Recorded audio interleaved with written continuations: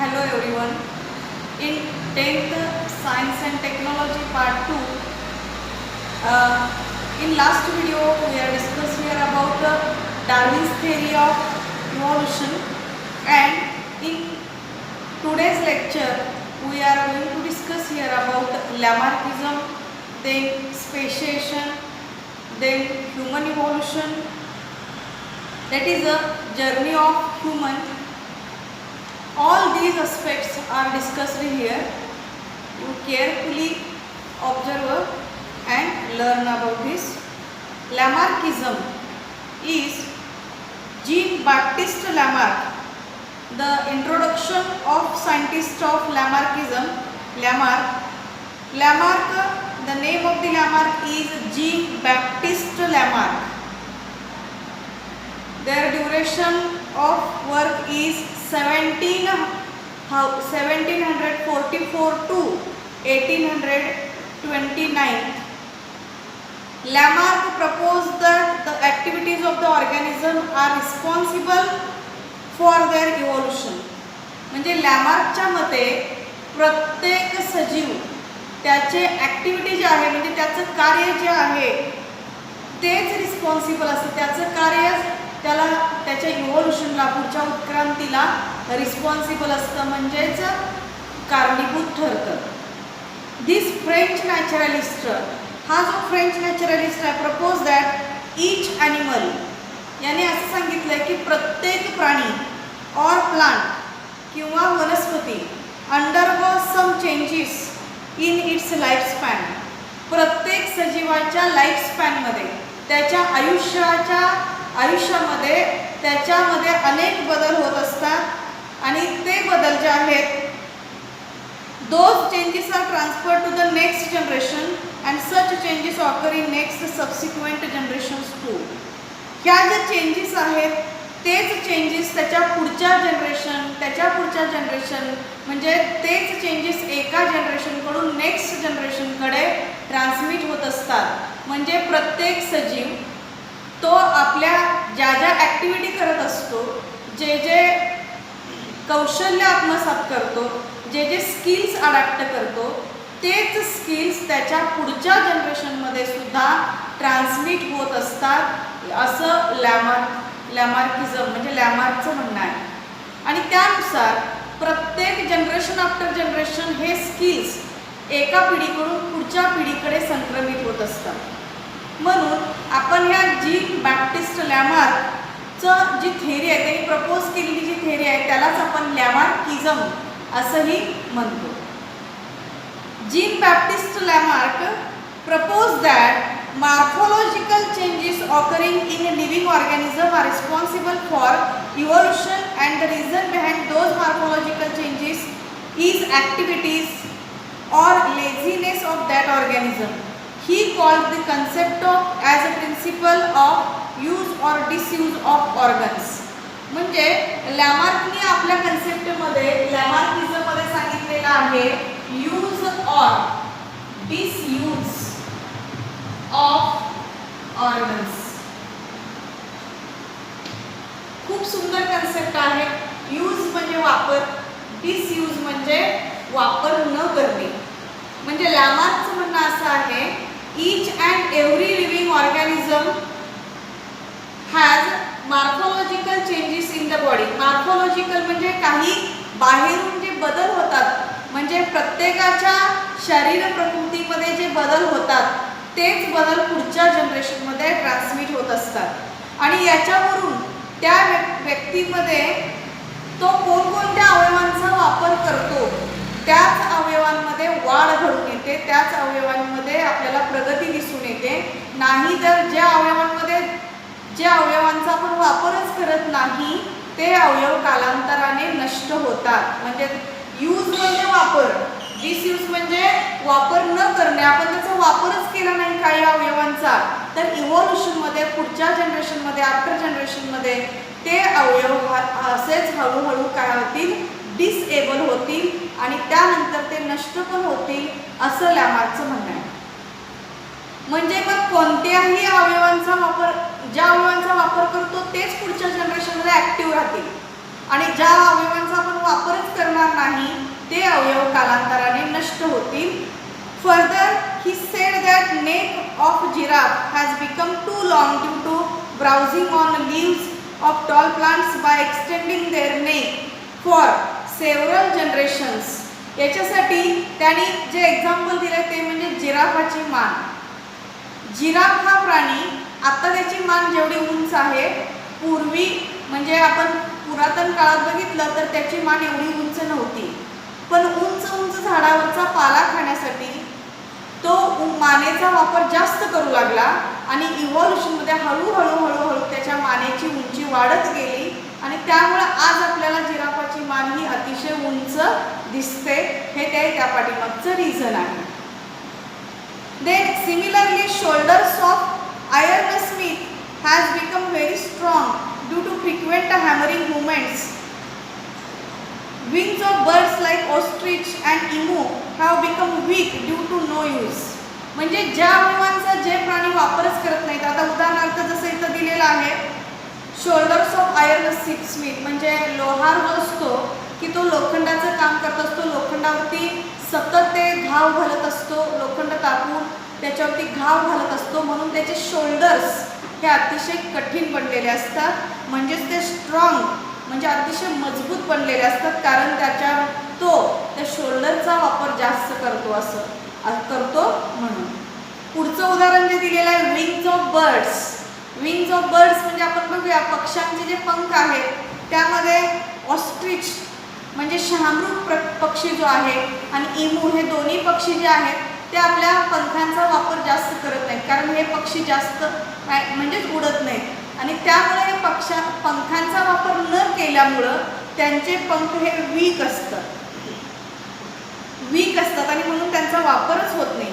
Legs of the birds like swan and duck have become useful for swimming due to living in water and snakes have lost their legs by modification in their body for burrowing habit. आता जसं आणखीन काही पक्षी आहेत, उदाहरणार्थ legs of a स्वॅन म्हणजे काही पक्षी असे आहेत की ते त्यांच्या पायाचा वापर जास्त करतात. म्हणजे जे जलीय पक्षी आहेत, उदाहरणार्थ आपण म्हटलं की डक म्हणजे बदक हा बदकाच्या पायांच्या बोटांना काय आहे पडदा आहे म्हणजे पटॅजियम आहे आणि तो पाण्यामध्ये सहजपणे पोहू शकतो.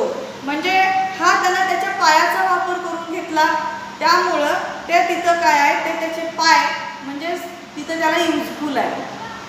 तसंच कारण तो नेहमी पाण्यात पोहण्यासाठी त्या पायाचा उपयोग करून घेतो आणि म्हणून त्याचा युजफुल आहे, म्हणजे त्या पद्धतीने त्याची जी रचना आहे ती त्याला युजफुल आहे. स्नेक्स आता आपण सापाच्या बाबतीत बघितलं तर स्नेक्सला म्हणजे सापांना पाय नसतात, पण have lost their legs by modification. पण त्याचं मॉडिफिकेशन होऊन इन देअर बॉडी त्याचं मॉडिफिकेशन होऊन त्याची बॉडी ही कशी झालेली आहे बरोईंग हॅबिट आहे, म्हणजे तो मातीमध्ये सहजपणे पुढे सरकू शकतो. म्हणजे त्याला पाय नाही आहे पण तरी सुद्धा तो सरपटतो आणि सरपटण्यासाठी त्याचे मॉडिफिकेशन चांगल्या प्रकारे डेव्हलप, त्याच्या स्किन त्याची चांगल्या प्रकारे डेव्हलप झालेली आहे. Then all these examples are types of acquired characters. हे सगळे एक्झाम्पल जे आहेत हे ॲक्वायर्ड कॅरेक्टर्स आहेत. ॲक्वायर्ड म्हणजे मिळवलेले, की ते कॅरेक्टर्स त्यांना जन्मतःच नव्हते, जन्मापासूनच ते गुणधर्म त्यांच्यामध्ये नव्हते, पण जन्मानंतर मात्र त्यांनी ते मिळवलं, बाहेरून मिळवलं, म्हणून त्यांना आपण काय म्हणायचं आहे acquired characters. And are transferred from one to another generation. आणि ते एका जनरेशनकडून नेक्स्ट जनरेशनला काय केले जातात ट्रान्सफर केले जातात. This is called theory of inheritance of acquired characters or Lamarckism. Lamarckism यालाच म्हणायचं की जे जे गुणधर्म आपण आपल्या लाईफ स्पॅनमध्ये प्रत्येक लिव्हिंग ऑर्गॅनिझम आपल्या लाईफ स्पॅनमध्ये जे जे स्किल्स शिकतो, जे जे नवीन ॲडॅप्टिव्ह फीचर्स स्वतःमध्ये समाविष्ट करून घेतो, ते सगळे स्किल्स इनहेरिट होऊन पुढच्या जनरेशनला ट्रान्समिट होत असतात. यालाच आपण म्हणायचं आहे इनहेरिटन्स किंवा यालाच ॲक्वायर्ड इनहेरिटन्स किंवा inheritance of acquired characters of Lamarckism. म्हणजे लॅमार्कच्या मते हेच गुणधर्म पुढच्या जनरेशनमध्ये संक्रमित होत असतात. Development of organs due to specific activities or their degeneration due to no use at all was widely accepted. म्हणजे हा जो कन्सेप्ट आहे की ज्या अवयवांचा आपण वापर करतो तेच पुढं त्याची ग्रोथ होते आणि ज्या अवयवांचा आपण वापरच करत नाही ते कालांतराने नष्ट होणार आहे, ते अनयुजफुल राहतात. जे म्हणजे ही थेरी सुद्धा खूप लोकांनी काय केलेली आहे, ॲक्सेप्ट केलेली आहे. But transfer of those characters from generation to generation was rejected. पण तेच गुणधर्म एका जनरेशनकडून पुढच्या जनरेशनमध्ये संक्रमित होतात हे मात्र हा कन्सेप्ट मात्र रिजेक्ट केला गेला, म्हणजे मान्य केला नाही. Because it had been verified many times that modification brought in in us are not transferred to the next generation and thereby Lamarck's theory was disproved. कारण हे असं सांगितलेलं आहे की मॉडिफिकेशन जे असतात, आपल्यामध्ये झालेले मॉडिफिकेशन पुढच्या पिढीमध्ये संक्रमित करता येत नाही आणि त्यामुळं हे ट्रान्सफर होऊ शकत नाही. म्हणून लॅमार्कची थेरी काय झालेली आहे, डिस्प्रूव्ह झालेली आहे, म्हणजे त्याचा पुराव्यानिशी ते सिद्ध करू शकलेलो नाही. The living organism can transfer the characters which it has acquired to the next generation. This is called ancestry of acquired characters.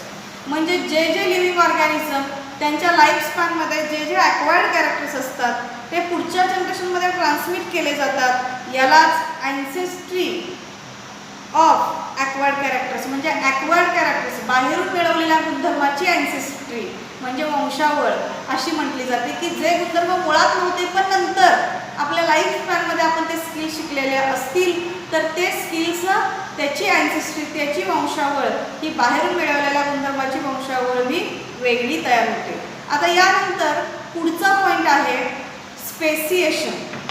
Speciation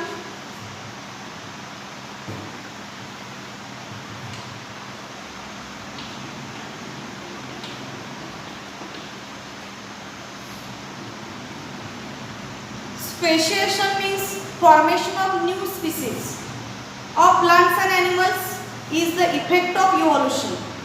नवीन वनस्पती तयार होणे, नवीन प्राणी तयार होणे आणि हे नवीन म्हणजे नवीन ह्याच्यामध्ये प्राणी आणि वनस्पतींची नवीन निर्माण होणे म्हणजेच evolution. Species is the group of organism that can produce fertile individuals through natural reproduction. Species म्हणजे जात, त्याच्यामध्ये अशा ग्रुप म्हणजे अशा सजीवांचा समूह असतो की ते फर्टाईल असतात. फर्टाईल म्हणजे प्रजननक्षम असतात आणि त्याच्यापासून रिप्रोडक्शनद्वारे नैसर्गिक प्रजननाद्वारे नवीन ऑर्गॅनिझम नवीन सजीव तयार होत असतात. ईच स्पीसीज ग्रोज, प्रत्येक जात किंवा प्रत्येक स्पीसीज वाढत असते. Grows in a specific graphical condition, geographical condition म्हणजे आता प्रत्येक प्रादेशिक भागानुसार भौगोलिक वातावरणानुसार ज्या त्या ठिकाणी जे ते सजीवांची संख्या वाढत असते त्यासाठी तिथं देअर फूड म्हणजे अन्न, हॅबिटॅट म्हणजे त्याची वसतिस्थानं, रिप्रोडक्टिव्ह ॲबिलिटी म्हणजे त्यांची प्रजनन क्षमता अँड पिरियड इज डिफरंट. प्रत्येकाचा रिप्रोडक्टिव्ह पिरियड म्हणजे त्याचा सीझन हा सुद्धा काय असेल, वेगवेगळा असेल. However, genetic variation is responsible for formation of new species. पण जेनेटिक व्हेरिएशन्स मात्र काय असतील, रिस्पॉन्सिबल.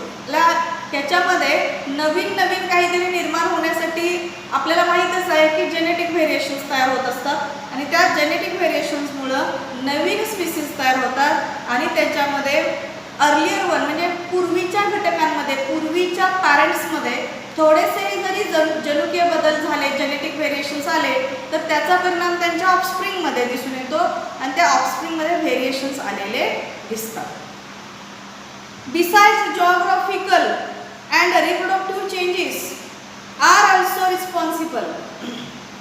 म्हणजे जरी भौगोलिक प्रादेशिक किंवा भौगोलिक रचना असेल किंवा रिप्रोडक्टिव्ह चेंजेस म्हणजे प्रजननक्षम त्या अवयवांमध्ये काही बदल झाले तरीसुद्धा हे जरी रिस्पॉन्सिबल असले तरीसुद्धा जेनेटिक व्हेरिएशनसुद्धा म्हणजे जनुकीय बदलसुद्धा नवीन ऑर्गॅनिझम घडून येण्यासाठी किंवा इव्होल्युशनसाठी रिस्पॉन्सिबल असतात. Similarly geographical or reproductive isolation also lead to speciation. म्हणजे जसं आत्ताच आपण म्हटलं जेनेटिक व्हेरिएशन्स त्यासोबतच रिप्रोडक्टिव्ह अँड जिओग्राफिकल आयसोलेशन सुद्धा इव्हॉल्युशन घडण्यासाठी रिस्पॉन्सिबल आहेत. यानंतर नेक्स्ट पॉइंट आहे human evolution. Human evolution. Human evolution त्याच्यामध्ये मानवाची उत्क्रांती कशी झालेली आहे या बाबतीत अतिशय सुंदर माहिती दिलेली आहे. The biodiversity that is known today has been said to be formed from very simple unicellular organism due to evolution. आज आपण म्हणतो की एक मल्टीसेल्युलर ॲनिमल जो तयार झालेला आहे, म्हणजे ह्युमन बॉडी जी तयार झालेली आहे ती मल्टीसेल्युलर ह्युमन बॉडी ही पहिल्यांदा एका युनिसेल्युलर सेल पासूनच बनलेली आहे. म्हणजे हा युनिसेल्युलर एकपेशीय युनिसेल्युलर सेल पासूनच हा मल्टीसेल्युलर ह्युमन बॉडी तयार झालेली आहे. हे कशामुळे शक्य झालं? इव्हॉल्युशनमुळे. In this evolution origin of human evolution can be shown as per the picture.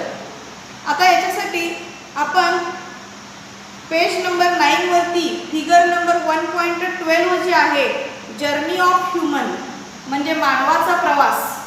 आता हा प्रवास कसा आहे म्हणजे आज जो आपण मॉडर्न मॅन बघतो तो पूर्वी तो आज मॉडर्न मॅन बनण्या अगोदर तो कोणकोणत्या प्रोसेसेसमधून इथपर्यंत आता हा मॉडर्न मॅन बनलेला आहे.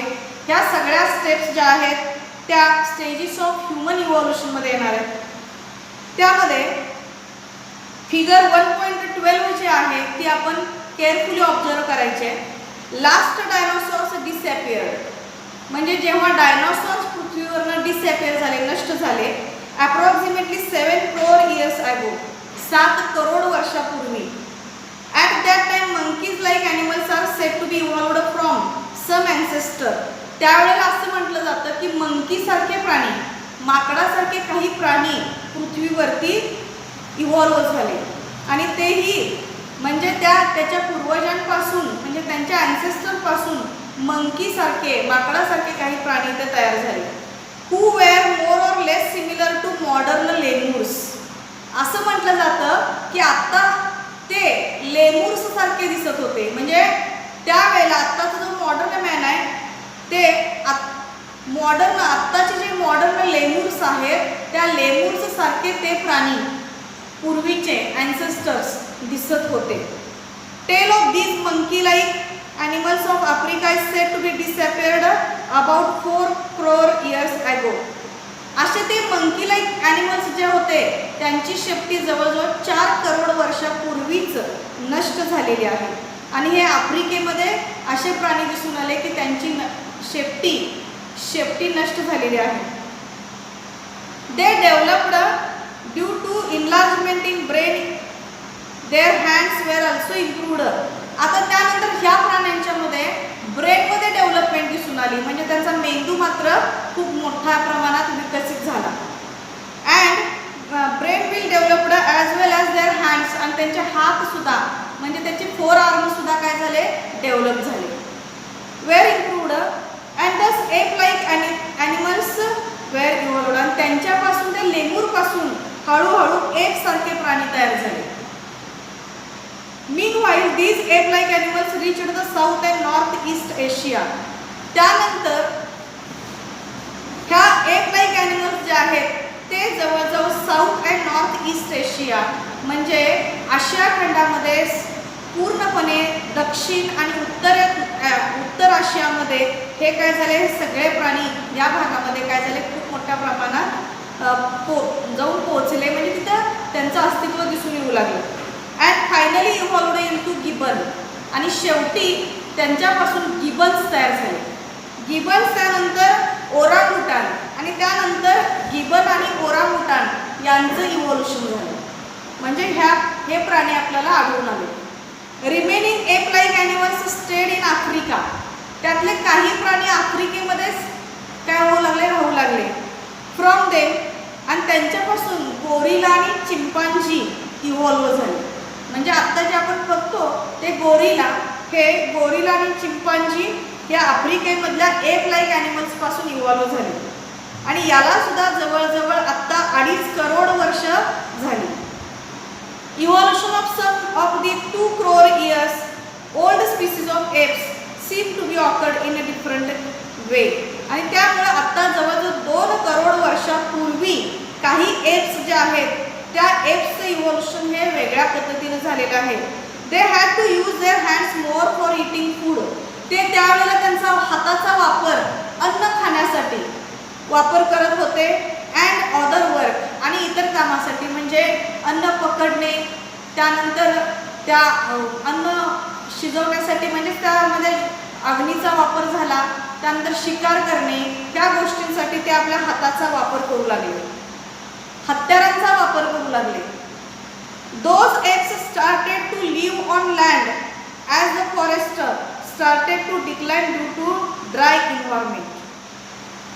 जे एप्स सारखे प्राणी होते ते हळूहळू जमिनीवरती राहू लागले, म्हणजे lives on land. As the forest started to decline due to dry environment. कारण फॉरेस्टची संख्या हळूहळू ड्राय एन्व्हायरमेंटमध्ये कमी होत गेली आणि त्यामुळे हे प्राणी एप्ससारखे प्राणी झाडावरून आता जमिनीवरती राहू लागले. Their pelvic girdles developed in such a way that they started to stand in erect posture in grasslands. आता बघा त्या एप लाईक प्राण्यांमध्ये शरीरात असे बदल होत गेले की त्यांचं पेल्विक गर्डल हे डेव्हलप होत गेले आणि हळूहळू ते इरेक्ट पोश्चरमध्ये म्हणजे उभं 2 पायावरती उभं राहू लागले. म्हणजे पेल्विक गर्डलमुळं ते इरेक्ट पोश्चरमध्ये उभं राहू लागले इन ग्रासलँड्स म्हणजे गवताळ प्रदेशामध्ये. असं लक्षात आलं की त्यांच्या पेल्विक गर्डलमध्ये बदल होत गेल्यामुळं ते 2 पायांवरती सरळ उभं राहू लागले. And their hands become available for use any time. आणि त्यानंतर त्यांना असं लक्षात आलं की त्यांच्या दोन्ही हातांचा वापर म्हणजे त्यांनी सुरुवातीला ते 4 पेडल होते, नंतर ते बाय पेडल झाले आणि त्यामुळे पुढचे पाय म्हणजे त्याचा वापर हातासारखा करू लागले. आणि त्यामुळे त्यांना असं लक्षात आलं की त्याचा वापर आपल्या हातांचा वापर आपल्याला इतर अनेक कामांसाठी करता येतो. दिस फर्स्ट ह्युमन ॲक्च्युली आपण फर्स्ट ह्युमन लाईक ॲनिमल्स म्हणलंय की मानवासारखे ते पहिले प्राणी विथ इरेक्ट पोश्चर की जे इरेक्ट पोश्चर म्हणजे उभे एका सरळ रेषेत उभे राहू लागले. Which were using their hands have evolved about 2 crore years ago. की त्यांचे हात जे डेव्हलप झाले म्हणजे पायाचं रूपांतर हातामध्ये झालं म्हणजे पुढचे पाय 4 पेडल असल्यामुळे पुढच्या पायाचा पण वापर चालण्यासाठी होत होता. आता ते 4 पेडलचे बाय पेडल झाले आणि हाताचा म्हणजे तिथं लेगचं मॉडिफिकेशन हातामध्ये झालं आणि त्यामुळे हातांचा वापर करण्यासाठी हाताचा वापर त्यांना करता आला. तेही कधी 2 करोड वर्षापूर्वी. First record of human like animal is with us in the form of Ramapithecus. आता ह्या फॉसिल रेकॉर्डवरून आपल्याला असं लक्षात येतं की पहिला ह्युमनसारखा म्हणजे मानवासारखा पहिला प्राणी जो आहे तो आपल्याला कुठल्या रूपात दिसतोय? रॅमापिथिकस. रॅमापिथिकस एप फ्रॉम याला आपण रॅमापिथिकस एप म्हणतो. हे एप जे आहेत फ्रॉम नॉर्थ इंडिया उत्तर भारतामध्ये अँड ईस्ट आफ्रिका आणि ॲक्च्युली पूर्व आशियामध्ये आपल्याला हे दिसून येतात. Afterwards this app grown up in size. हळूहळू या एपची काय व्हायला लागली आकाराने ते वाढू लागले. Become more intelligent. हळूहळू त्याची बुद्धिमत्ता जास्त दिसत होलं म्हणजे बुद्धिमत्ता विकसित होत गेली म्हणजे त्यांनी ते बुद्धिमान दिसू लागले. As the ape of South Africa evolved about 40 lakh years ago. म्हणजे त्यावेळेला जवळजवळ ते एप्स जे होते साऊथ आफ्रिकेमध्ये दक्षिण आफ्रिकेमध्ये जवळजवळ हे 40 लाख वर्षापूर्वी या पद्धतीचे एप्स दिसून आले की जे अतिशय म्हणजे त्यांची ब्रेन डेव्हलप होत गेले आणि त्यामध्ये बुद्धिमान अशा एप्स लक्षात येऊ लागले म्हणजे त्यांचा ब्रेन डेव्हलप होत गेला. Figure 1.13 development of human brain म्हणजे ह्युमन ब्रेन मानवी मेंदूची वाढ आणि त्याचा विकास कसा होत गेला हे आपल्याला या फिगरमध्ये दिसून येतं. आता ही फिगर जर आपण बघितला the morphology of these human like animals started to appear like to be member of the genus Homo. आता आपण मॉर्फोलॉजिकली म्हणजे एक्सटर्नल कॅरेक्टर जर आपण बघितले ह्या ह्युमन लाईक ॲनिमल्सचे तर त्याच्यामध्ये हे एका एकाच जनरामध्ये हे सगळे प्राणी दिसून आले आणि त्यामुळे त्याला होमो असं म्हटलेलं आहे. त्याचं जीनस एकच. मॉर्फोलॉजिकली त्याचं जीनस काय आहे? जीनस आहे होमो. होमो. आणि त्यामुळं about 20 lakh years ago the skilled human developer आणि जवळजवळ 20 लाख वर्षापूर्वी एक स्किल्ड म्हणजे ज्याच्याकडे भरपूर हातामध्ये स्किल्स म्हणजे वैशिष्ट्य पूर्ण असा मानव तयार झाला. म्हणजे मानव विकसित झाला. आफ्टर 15 लाख इयर्स अगो जवळजवळ 15 लाख वर्षापूर्वी human walking with erect posture was evolved आणि त्यावेळेला हा मानव जवळजवळ इरेक्ट पोश्चर म्हणजे उभ्या 2 पायांवरती सरळ उभ्या रेषेमध्ये उभं राहू लागला. It may have existed in China. याचं अस्तित्व सुरुवातीला चायनामध्ये आणि नंतर इंडोनेशियामध्ये आपल्याला दिसून आलेलं आहे. तर म्हणून त्याला एशियन कॉन्टिनेंट म्हणजे पूर्णपणे आशिया खंडामध्ये हा पहिल्यांदा आपल्याला काय होऊ लागले की असे इरेक्ट पोश्चरमधले ह्युमन्स त्यावेळेला डेव्हलप झालेले दिसून येतात. इव्हॉल्युशन म्हणजे उत्क्रांती जी आहे of upright man. Upright man म्हणजे उभा, एक उभा माणूस म्हणजे आपण 2 पायांवरती उभा असलेला जो ह्युमन आहे. Man continued in the direction of developing it's brain. हा उभा होता म्हणजे उभा राहिला म्हणजे 2 पायांवरती तो बायपेडल झाला. त्यानंतर हळूहळू कंटिन्यू त्याचा ब्रेनमध्ये वाढ झाली म्हणजे त्याच्या ब्रेनची क्रॅनियल कपॅसिटी वाढत गेली. For the period of about 1 lakh years ago म्हणजे जवळजवळ 1 लाख वर्षापूर्वीपासून त्याच्या मेंदूमध्ये सातत्याने वाढ होत गेली. And mean while it discovered the fire आणि त्या पिरियडमध्ये त्याने अग्नीचा शोध लावला. Brain of 15,000 year old man had been sufficiently evolved to the extent that it could be considered as a member of the class wise man, that is a homo sapiens. असं म्हटलं जातं की 50,000 वर्षापूर्वीचा मानव, 50,000 वर्षापूर्वीचा इयर्स ॲगो म्हणजे 50,000 पूर्वीचा जो मानव होता त्याच्यामध्ये तो मानव जो आहे तो म्हणजे त्या आपण म्हणूया की तो त्यातला जो old man has been sufficiently evolved to extent that it could be considered as a member of the close wise man, as the class wise man. त्याला आपण क्लास वाईज मॅन म्हटलेला आहे, क्लास वाईज मॅन. आणि ह्या class wise मॅनलाच म्हटलेला आहे Homo sapiens. Homo sapiens. Homo sapiens. आता Homo हे जीनस नेम आहे आणि सॅपियन्स हे स्पीसीज नेम आहे. Neanderthal man. आता जर आपण निअँडरथल मॅन बघितला तर can be considered as the first example of wise man. Neanderthal man बघितला आपण फिगरमध्ये त्याचे फिगर आपण बघू शकता 1.14. तर ह्याला वाईज मॅन म्हटलेलं आहे. त्यानंतर Cro Magnon man evolved about 50,000 years ago. Cro Magnon जे आहेत ते 50,000 वर्षापूर्वी इव्हॉल्व झाले. अँड आफ्टरवर्ड्स आणि त्याच्यानंतर this evolution had been faster than the earlier. हे इव्हॉल्युशन आत्तापेक्षा त्यावेळेला खूप जास्त गतीमध्ये निर्माण झालेलं आहे. अबाउट 10,000 इयर्स ॲगो जवळजवळ 10,000 वर्षापूर्वी wise man started to practice the agriculture. म्हणजे जवळजवळ 10,000 वर्षापूर्वी हा जो वाईज मॅन आहे त्या वाईज मॅनना हळूहळू शेतीची कामे तो करू लागला. म्हणजे शेती कशी करायची तर शेतीचे हळूहळू तो काय करू लागला, कार्य करू लागला, शेतीचे काम करू लागला. It started to rear the cattle herbs and established the cities.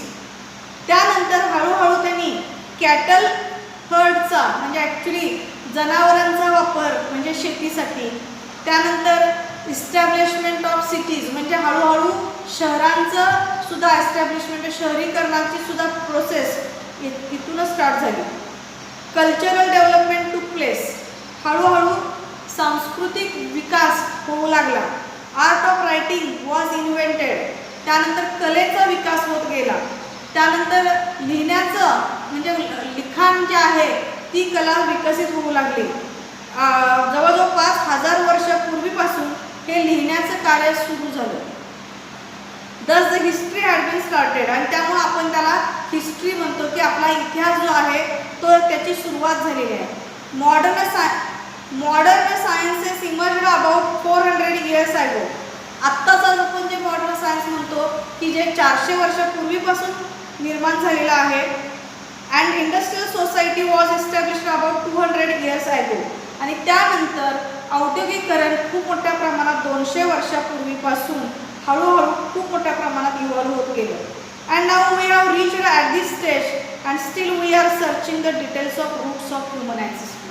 आज आपण शहरीकरण खूप मोठ्या प्रमाणात केलेलं आहे तरीसुद्धा, and now we have reached at this stage, आत्ताच्या स्टेजला सुद्धा आपण स्टील वी आर सर्चिंग म्हणजे आपण अजूनसुद्धा संशोधन करत आहोत की details of roots of human ancestry म्हणजे मानवाचं पूर्वज किंवा मानवाचं इव्होल्युशन, तर त्याचे मानवाचे ॲन्सेस्ट्री जे आहे, वंशावळ जे आहे, त्याचं रूट कोण आहे म्हणजे मूळ काय आहे हे अजूनही आपण संशोधन करत आहोत.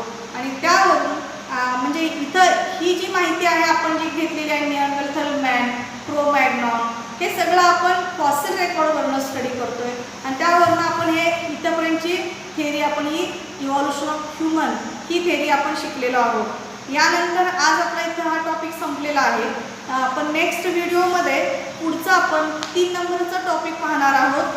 आता त्या 3 नंबरचा टॉपिक जो आहे life processes in living organism part 2 next व्हिडिओमध्ये